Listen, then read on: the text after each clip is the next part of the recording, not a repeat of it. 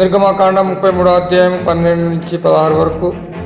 దావీదు కీర్తన 121. దావీదు కీర్తన. అపోస్తల కార్యములు 18వ అధ్యాయం 1-11 వచ్చిన. లూకా సువార్త 24వ అధ్యాయం 13 నుంచి 33 వరకు. నిర్గమకాండం 13వ అధ్యాయం 17 నుంచి 22 వరకు. ప్రకటన గ్రంథం 14:1 నుంచి 6 వరకు కూడా ఈ యొక్క సహాయాత్రికుడైన ప్రభు అనే అంశము నిగుప్తమైందని మనం జ్ఞాపకం చేసుకోవాలి. ఇక్కడ చదవబడిన లేఖన భాగం మనం గమనించినట్టయితే నిర్గమకాండం 12వ అధ్యాయము 33వ అధ్యాయం 12వ వచనం నుండి మోషే యెహోవాతో ఇట్లనెను. మోషే దేవునికి మొరపెడుతూ ఉంటున్నాడు. ఏమంటున్నాడు? ఈ ప్రజలను తోడుకొని పొమ్మని నీవు నాతో చెప్పుచున్నావు, కానీ నాతో ఎవరిని పంపెదవో అది నాకు తెలపలేదు. నేను నీ పేరు పెట్టబడి నిన్ను ఎరిగి ఉన్నాననియు నా కటాక్షము నీకు కలిగినదనియు చెప్పితివి కదా. కాబట్టి నీ కటాక్షము నా ఎడల కలిగిన ఎడల నీ కటాక్షము నా ఎడల కలుగునట్లుగా దయచేసి నీ మార్గమును నాకు తెలుపుము. అప్పుడు నేను నిన్ను తెలుసుకొందును. చిత్తగించుము, ఈ జనము నీ ప్రజలే కదా. ప్రియ దేవుని సంగమా, దేవుని బిడ్డలారా, ఇక్కడ మనం గమనించినట్లయితే మోషే దేవునితో మాట్లాడుతున్నాడు. అయ్యా, ఐగుప్తు నుండి కానానుకు తన ప్రజలను నడిపించేటప్పుడు నువ్వు నాతో చెప్పావు, కానీ ఎవరిని పంపేదవు? ఎవరు నాతో వస్తారు? దేవుడు అంటున్నాడు, నేనే నీతో వస్తాను, నా కటాక్షము నీకున్నది. ఈ ప్రజలు నా ప్రజలే, వాస్తవమే కావచ్చు. నేను నీతో వస్తాను, నీతో యాత్ర చేస్తాను. ఇలా పగటి వేళ మేఘస్తంభముగాను, రాత్రి వేళ అగ్నిస్తంభముగాను నీతో ఉంటాను. దేవుడు మనతో ఉండేవాడు, మనల్ని నడిపించేవాడు, మనకు సహాయపడేవాడు. ఇంతమంది జనాంగములో దాదాపుగా ప్రపంచ దేశంలో 800 కోట్ల ప్రజలు ఉన్నారు. అంతమందిలో దేవుడు నిన్ను ఏర్పాటు చేసుకున్నాడు, నిన్ను ప్రత్యేకపరిచాడు. తన కుమారుడుగా కుమార్తెగా అంగీకరించాడు. తన పేరును నీకు పెట్టి ఉంటున్నాడు. ఇశ్రాయేలు నా ప్రజలు, నా స్వాస్థ్యం అన్నాడు. అబ్రహాముతో చేసిన నిబంధన, అబ్రహాముతో చేసిన వాగ్దానము, అబ్రహాముతో చేసిన ప్రమాణము దేవుడు మర్చిపోలేదు. మర్చిపోయే దేవుడు కాదు. తాను పలికిన మాట నెరవేర్చే వరకు అది జరుగుతూనే ఉంటుంది. ప్రియ దేవుని సంగమా, దేవుని బిడ్డరా, దేవుడు నిన్ను ప్రత్యేకపరిచాడు. నీ ఎడల ఆయన కృప చూపిస్తూ ఉంటున్నాడు. దినదినము ఆయుష్ను పొడిగిస్తూ ఉంటున్నాడు. ప్రతి విషయంలో సహాయపడుతూ వస్తూ ఉంటున్నాడు. తన మార్గంలో చూపిస్తూ ఉంటున్నాడు. మానవుడుగా నేను, నువ్వు, మనము ఆయన చూపిన మార్గంలో మనం నడుస్తున్నామా? ఆయన చూపిన మార్గములో భయము భక్తితో నడుస్తున్నామా? ఆయనతో కలిసి నడుస్తున్నామని జ్ఞాపకం చేసుకుంటున్నావా? లేదు, నేను ఒంటరిగా వెళ్తున్నాను, నాతో ఎవరు రావట్లేరు, నేను ఒక్కనే పోతున్నాను అని మనం అనుకుంటుంటాం. ఈ లోక యాత్రలో నేను ఒంటరి వాడిని అనుకుంటున్నావు, నాతో ఎవరు రావట్లేదు అనుకుంటున్నావు. ప్రియమైన దేవుని సంగమా, దేవుని బిడ్డలారా, జ్ఞాపకం చేసుకోవాలి. కానీ దేవుడు అంటున్నాడు, నేను నీతో వస్తున్నాను, నీతో నేను నడుస్తున్నాను.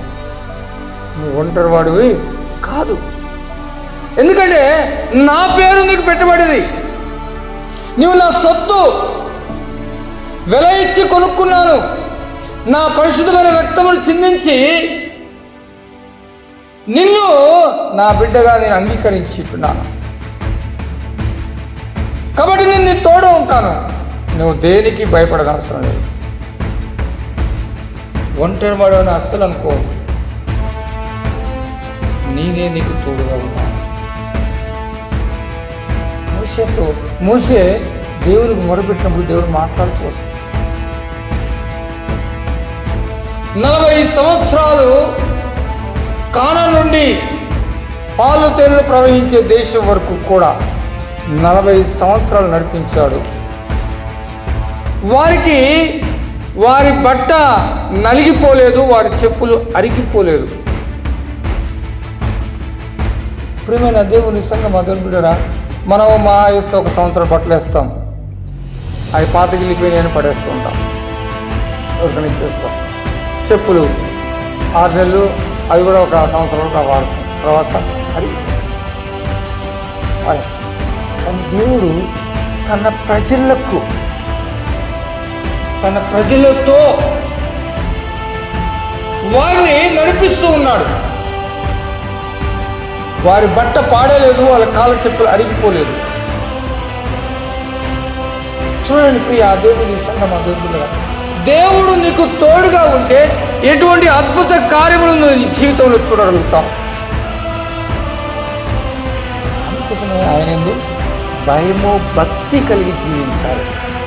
భయం లేని జీవితము జీవిస్తే నీ భక్తి వ్యర్థమే. భయం లేని జీవితము, భయం లేని భక్తి చేసినా కూడా నీ భక్తి వ్యర్థమే. భయముతో కూడిన భక్తి చేస్తే దేవుడు నీతో ఉంటాడు, నిన్ను నడిపిస్తాడు.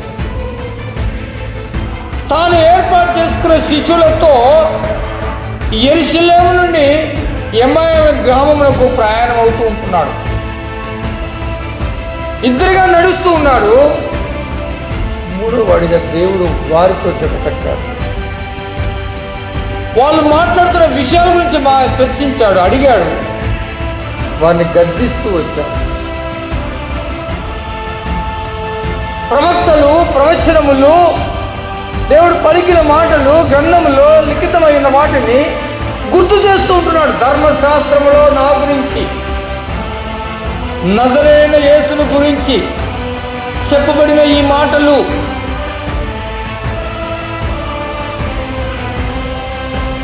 వివేకము లేని మందమతులారా అంటున్నాడు. వారిని గద్దిస్తూ ఉంటున్నాడు. తన గురించి లేఖనాల్లో చెప్పబడిన మాటలన్నిటి విషయంలో వారికి తెలియజేస్తూ వచ్చాడు. వారితో మాట్లాడుతుంటే వారి హృదయము మండుతూ వచ్చింది. ఒకలాంటి ఉరుకు, ఒకలాంటి ప్రభావము వారికి కనపరుస్తూ వచ్చింది. ప్రియమైన దేవుని సంగమ దేవుని బిడ్డరా, దేవుడు వారికి కనపరుచుకున్న తర్వాత, అదృశ్యమైన తర్వాత వారు మళ్ళీ యెరూషలేముకు వచ్చి 11 మంది శిష్యులతో కలిసి మార్గ మధ్యలో యేసు ప్రభులు వారు మాతో నడిచిన విధానము, ఆయన మాట్లాడిన విధానము, ఆయన రొట్టె విరిచేటప్పుడు విధానము మా హృదయం మండుతూ వచ్చింది. ఆయన తిరిగి లేచి ఉన్నాడు. ఆ తిరిగి లేచిన దేవుడు నీతో నడుస్తున్నట్టున్నాడు. సహయాత్రికుడు, నీతో నడిచేవాడు. నీవు ఆయనను గుర్తుపట్టాలంటే ఈ ధర్మశాస్త్రాన్ని, ఈ లేఖనాలను నువ్వు క్షుణ్ణంగా పరిశీలన చేయాలి. ఆయన గురించి చెప్పబడిన లేఖనాలు, ప్రవచనాలు అవి ముద్రించబడి ఉన్నవి.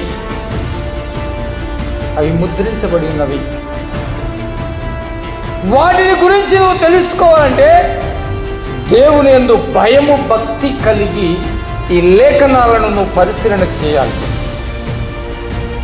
ఈ లేఖనాలను తరిపించి చూడాలి. అప్పుడు యేసుక్రీస్తు ప్రభువారు నీతో ఉన్నాడని, మనం బైబిల్ గ్రంథంలో ఎన్నో చూస్తూ వచ్చున్నాం. నోవహు సముద్రము తుఫానులో దేవుడు వారితో ఉన్నాడు, ఆ 8 మందితో ఉన్నాడు. అబ్రహాముతో ఉన్నాడు, ఇస్సాకుతో ఉన్నాడు, యాకోబుతో ఉన్నాడు, యోసేపుతో ఉన్నాడు. ఆయన పిలిచిన ప్రతి ఒక్కరితో నడుస్తూ వచ్చాడు. నిన్ను ప్రత్యేకపరిచాడు. ఆయన పేరు నీకు పెట్టబడింది క్రైస్తవులు. ఇంతమంది ఈ యొక్క గ్రామంలో ఎంతమంది క్రైస్తవులు ఉన్నారో వారందరూ కూడా ప్రత్యేకించబడిన వారు. ఆ గుంపులో నీవు నేను మనము ఉన్నాం. ఆయన పేరు పెట్టబడిన బిడ్డలుగా మనం ఉన్నాం. ప్రతి ఒక్కరూ కూడా అందరూ కూడా మనల్ని చూచి వీరు క్రైస్తవులు, క్రీస్తును వెంబడించేవారు, క్రీస్తును ఆరాధించేవారు, క్రీస్తును పూజించేవారు, రకరకాలుగా వాళ్ళు చెప్పుకుంటున్నారు. మనం ప్రత్యేకించబడిన జనాంగము. 10 మంది హిందువులున్నా మధ్యలో ఒక్కళ్ళు క్రిస్టియన్ ఉంటే అందరూ కూడా ఆయన క్రైస్తవుడు అంటారు, క్రీస్తును వెంబడించేవారు అంటారు. ఆ 10 మంది హిందువులే ఉన్నారనుకోండి, ఏం చెప్పుకుంటారు? ఏమి చెప్పుకోలేదు. ప్రత్యేకత ఏమి లేదు వాళ్ళ దగ్గర. మనము ఆయన పేరు పెట్టబడిన మనము ఎక్కడ నిలబడ్డా కూడా అతడు క్రైస్తవుడు, ఆమె క్రైస్తవురాలు, క్రీస్తును వెంబడించేవారు. ఒక ప్రత్యేకమైన పేరు దేవుడు ముద్రించాడు. పునరుత్థానుడైన క్రీస్తు ప్రభుల వారు సహయాత్రికుడుగా నీతో బయలుదేరుతూ ఉంటున్నాం. మనం చూస్తూ ఉంటున్నాం. దేవుని ఎదురు నుండి మనకు సహాయం 121వ దావీదు కీర్తనలో 11వ లేఖన భాగం మనం చూస్తున్నాం. ఇశ్రాయేలును కాపాడువాడు కునుకడు, నిద్రపోడు. ఆయన నిద్రపోయే దేవుడు కాదు, కునికే దేవుడు కాదు. నిన్ను గమనించేవాడు, నీతో వచ్చేవాడు, నీకు సహాయపడేవాడు, నీ జీవిత యాత్రలో నీతో నడుచువాడు, నీకు క్షేమము కలగజేసేవాడు, నీకు మంచి ఆరోగ్యం ఇచ్చేవాడు, నీ అవసరతలు తీర్చేవాడు, దినదినము ఆయుష్ను పొడిగించేవాడు. నీ జీవిత యాత్రలో దేవుడు నీకు తోడుగా ఉండి నడిపిస్తున్న ఆ దేవాది దేవునికి నీ ద్వారా, నీ చూపుల ద్వారా, నీ ఆలోచన ద్వారా, నీ వినికిడి ద్వారా, నీ మాట ద్వారా, నీ క్రియల ద్వారా, నీ నడత ద్వారా, నీ పూర్తి ప్రవర్తన ద్వారా ఆయనకు రావాల్సిన మహిమ, ఘనత, ప్రభావములు నువ్వు ఏ రీతిగా చెల్లిస్తున్నావు. దావీదు అంటున్నాడు, నా ప్రాణమా యెహోవాను సన్నతించుము. దేవుని స్తుతిస్తూ వస్తున్నాడు. ఆయన చేసిన ఉపకారం దేన్ని కూడా నువ్వు మరవద్దు. నా ప్రాణమా, నా ప్రాణమా, నా ప్రాణమా హెచ్చరిక చేసుకుంటున్నాడు. ఆయన ఎన్నో మేలు చేస్తున్నాడు.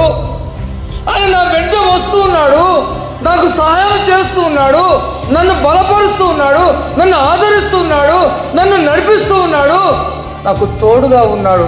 కాబట్టి నా ప్రాణమా ఆయనను సన్నతించు,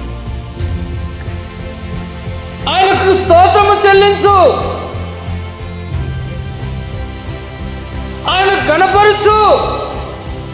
ఎలా కనపరచాలంటే హృదయపూర్వకముగా, మనస్ఫూర్తిగా, నీ శక్తి కొలది నీ దేవుడైన ప్రభువును ఆరాధించు. మనం ఎలా ఆరాధిస్తుంటున్నాం? దేవునికి చెందవలసిన మహిమను ఏ రీతిగా ఆయనకు సమర్పిస్తూ ఉంటున్నాం.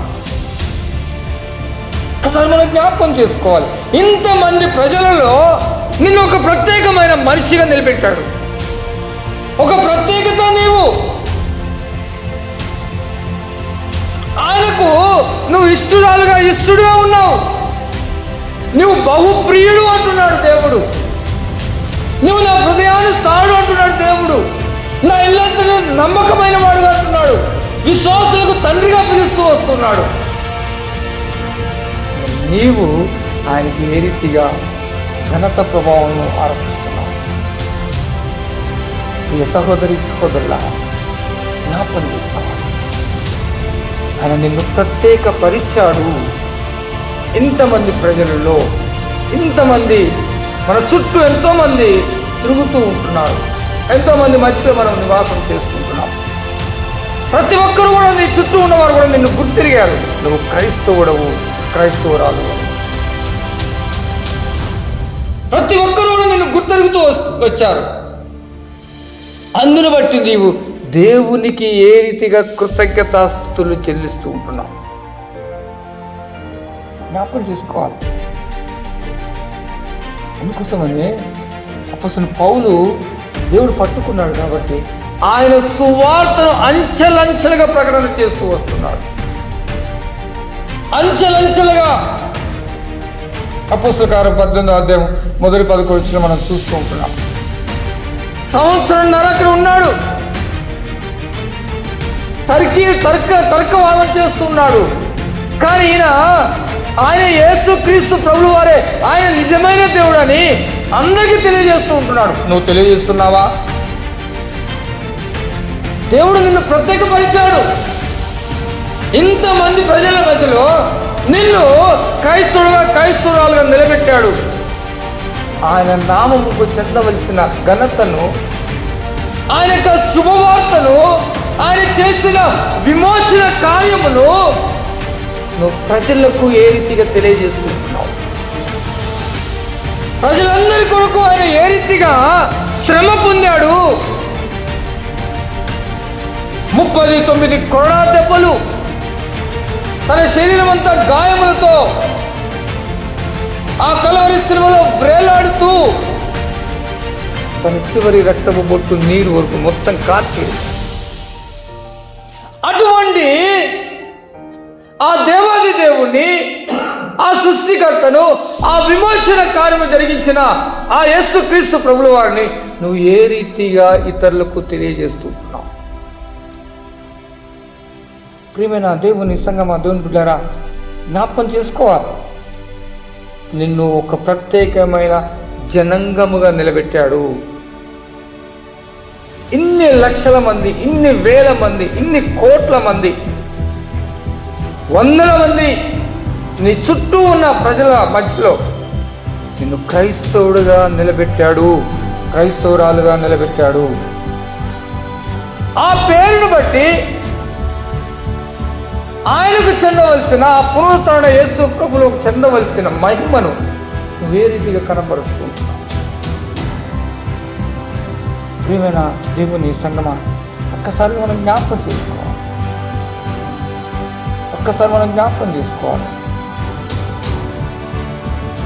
దేవుని యొక్క కటాక్షం మన మీద ఉన్నది, ఇశ్రాయేలు ప్రజల మీద ఉన్నది. కనుక ఐగుప్తు నుండి కానానుకు వారిని నడిపించాడు. ఈ 40 సంవత్సరాలలో వారి యొక్క వేసుకున్న బట్ట నలగలేదు, మాసిపోలేదు, కాళ్ళ చెప్పులు అరిగిపోలేదు. అంటే ఎంత భద్రంగా వారిని నడిపించుంటున్నాడు, ఎంత సురక్షితంగా వారిని నడిపించుంటున్నాడు. అన్ని లక్షల మంది కానాను చేరేంత వరకు కూడా తోడుగా ఉండి నడిపించాడు. పగటి వేళ మేఘ స్తంభముగాను, రాత్రి వేళ అగ్ని స్తంభముగా వారికి తోడుగా ఉన్నాడు. ఈ సహోదరులారా, ఈ దినములో దేవుడు నీకు తోడుగా ఉండి నన్ను నడిపిస్తాడు. ఈ దినమున సజీవుల లెక్కలో లెక్కించబడినవంటే ఆయన కృపే. ఆయన నీకు తోడుగా ఉన్నాడు. నా కుమార్తె, నా కుమారుడు ఈ దినమున దేవుని మందిరములో కూర్చొని నిన్ను ఆరాధించాలి. అందుకోసమే నిన్ను సజీవుల లెక్క లెక్కించి ఇక్కడ నడిపించు. ప్రియమైన దేవుని పిల్లలారా, జ్ఞాపకం చేసుకో. ఈ ఉదయకాల సమయంలో దేవుడు మాట్లాడుతున్నాడు. నిన్ను ప్రత్యేకపరిచాడు, నీతో నడుస్తూ ఉన్నాడు. ఎన్నో తుఫాన్ల మధ్య, ఎన్నో ఆటంకముల మధ్య, ఎన్నో ఇరుకులు, ఇబ్బందులు, అవమానాలు, వాటన్నిటిని కూడా తప్పిస్తూ దినదినము నీకు ఆయుష్నిస్తూ నిన్ను నడిపిస్తున్నాడని జ్ఞాపకం చేసుకోవాలి. యేసు క్రీస్తు ప్రభులో ఆరోహణ అయిపోయిన తర్వాత పరిశుద్ధాత్మ నీతో వచ్చి నిన్ను సర్వసత్యములోనికి నడిపిస్తూ ఉన్నది. ఆ నడిపిస్తున్న దేవాది దేవునికి నువ్వు ఎటువంటి కృతజ్ఞత కలిగి ఉన్నావు? దావీదైతే తన యొక్క మనస్సును దేవునికి అప్పచెప్తూ వచ్చాడు. నా ప్రాణమా ఆయన సమీక్షించమన్నాడు. తన అంతరంగములో ఉన్న సమస్తమా ఆయన నామమును గణపరుచుకున్నాడు. దేవుని సంగమా దేవుచారా ఒకసారి జ్ఞాపకం చేసుకో. నిర్గమకాండం 15వ అధ్యాయం ఒకసారి జ్ఞాపకం చేసుకో. ఇశ్రాయేల్ ప్రజలు ఆ యొక్క ఎర్ర సముద్రం నుండి వచ్చిన తర్వాత పాట పాడుతూ ఉంటున్నారు, డ్యాన్సులు వేస్తూ ఉంటున్నారు, దేవునికి కృతజ్ఞతలు చెల్లిస్తూ ఉంటున్నారు. ఆ 15వ అధ్యాయం చదవండి. దేవుడు ఏ రీతిగా వారిని కాపాడుతూ వచ్చిస్తున్నాడు. వారు వర్ణిస్తూ ఉన్నారు, వర్ణిస్తూ పాట పాడుతూ ఉంటున్నారు, ఆయనకి స్తోత్రములు చెల్లిస్తూ ఉంటున్నారు.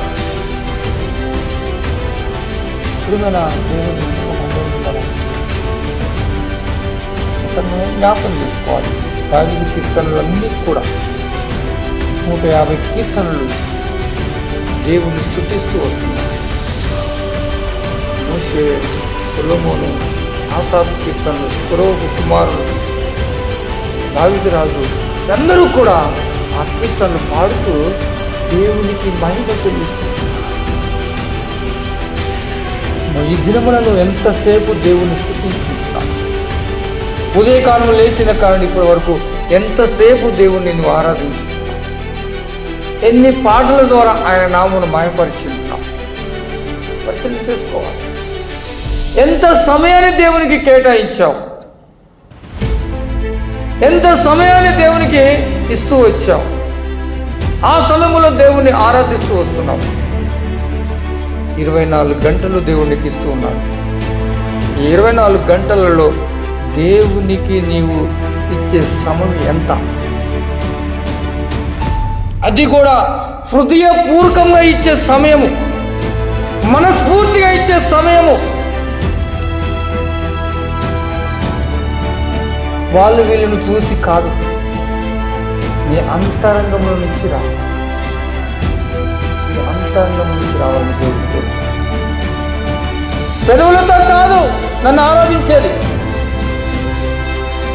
మాటలతో కాదు నన్ను ఆరాధించేది, నీ అంతరంగంలో నుంచి నన్ను స్తుతించాలి, నన్ను గణపరచాలి, నన్ను ఆరాధించాలి, నా నామంకు చెందవలసిన మహిమ ఘనత ప్రభావంలో ఆరోపించాలి అని దేవుడు కోరుకుంటున్నాడు. అందుకోసమే ఈ భూలోకంలో నిన్ను నిర్మించి ఉంటున్నాడు. ఇన్ని కోట్ల మధ్యలో నిన్ను క్రైస్తవుడిగా నిలబెట్టుకున్నాడు. ఆయనకు మాత్రమే చెందవలసిన మహిమ ఘనత ప్రభావములు, ఆయనకి చెందవలసిన మహిమ ప్రభావములు ఆయనకే చెందాలి. ప్రియ దేవుని సంగమా, దేవుని విడరా, ఒక్కసారి జ్ఞాపకం చేసుకోవాలి. ఈ ఉదయకాల సమయంలో దేవుడు నీతో మాట్లాడుకుంటున్నాడు. ఇంతకాలం నువ్వు ఎలా జీవించావో అనేది కాదు, కానీ ఇక భవిష్యత్ కాలము ఇప్పుడు విన్న మాటలను బట్టి, ఇప్పుడు ఈ దినమున దేవుడు నీతో మాట్లాడిన విధానాన్ని బట్టి నువ్వు దేవునికి ఎటువంటి మహిమను కలగజేస్తున్నావు, ఆయనకు రావాల్సిన ఘనతను ఏ రీతిగా నువ్వు అర్పిస్తూ వస్తున్నావు. దేవుడిని ఏర్పరచుకున్న ఆయనను స్తుతించడం కొరకే నువ్వు ఈ లోకంలో జీవిస్తున్నావంటే ఆయన కొరకే,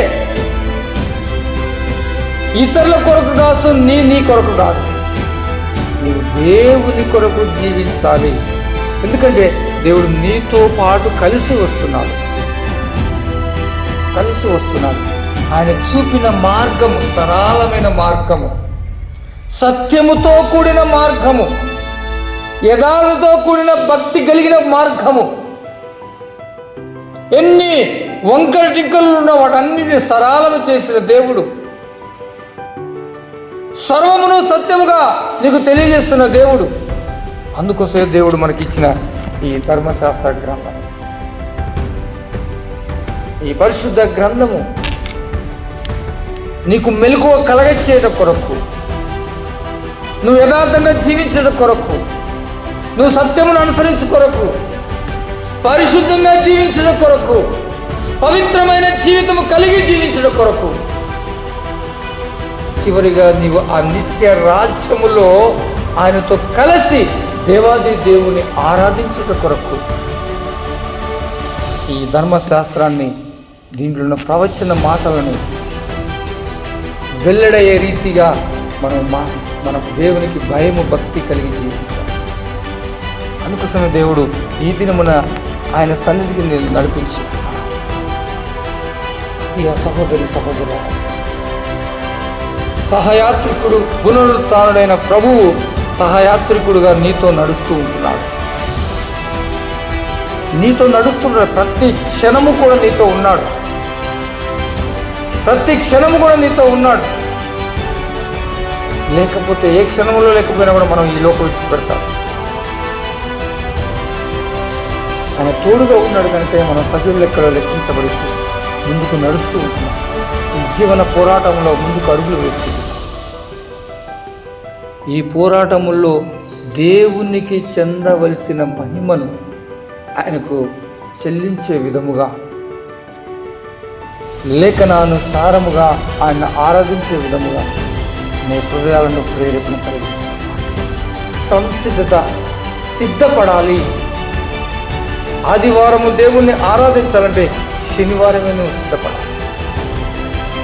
నువ్వు శనివారం సిద్ధపడితే ఖచ్చితంగా ఆదివారం సమయానుకూలంగా దేవుని సన్నిధిలో చేరి పాటల ద్వారా, ఆరాధన ద్వారా ఆయన మయపరుస్తూ గనపరుస్తూ వస్తున్నాడు. లేఖనాలు నీకు బోధించబడుతూ వస్తున్నాయి. లేఖనాల ద్వారా నీవు సరిచేసుకోవడానికి ఆస్కారం. నువ్వు సిద్ధపాటులో ఎక్కడైనా పొరపాటు జరిగిందో కూడా ఈ లేఖనాలను నీకు బోధిస్తూ ఉంటాయి. నీ జీవితాన్ని సరిచేసుకోవడానికి, క్రీస్తుకు దేవునికి సమీపముగా హత్తుకొని జీవించేవారుగా దేవుడు నీకు సహాయపడతాడు. అటువంటి భాగ్యము దేవుడు మనందరికి కలుగజేసి దీవించి ముందుకు నడిపించింది కాక ఆమేన్.